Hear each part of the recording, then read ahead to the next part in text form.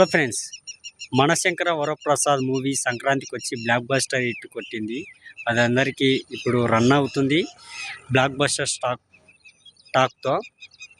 Okay, ఈ ఆనందాన్ని ఎంతసేపు లేదు మెగా ఫ్యాన్స్కి. విక్టర్ ఫ్యాన్స్కి మెగా ఫ్యాన్స్కి గొడవ జరుగుతుంది ట్విట్టర్లో కానీ, ఫేస్బుక్లో కానీ, ఇన్స్టాగ్రామ్లో కానీ. మా విక్టరీ వెంకటేష్ లేకపోతే చిరంజీవికి హిట్ లేదని మెగా విక్టరీ ఫ్యాన్స్, అలాగే మెగాస్టార్ ఎన్ని హిట్లు కొట్టలేదు విక్టరీ వెంకటేష్ లేకుండా అని మెగా ఫ్యాన్స్. వీళ్ళిద్దరి మధ్యన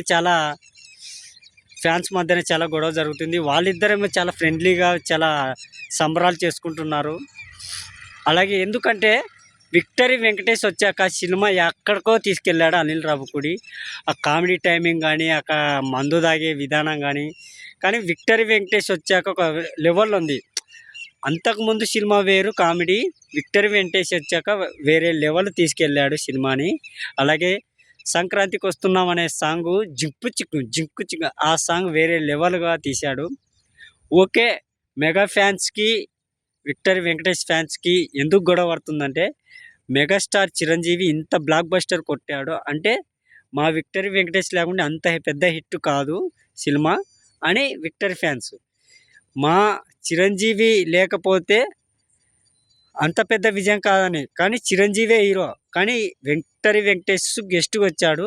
వీళ్ళిద్దరి మధ్యనే గొడవ జరుగుతుంది. చూద్దాం ఎంతవరకు పోతుందో.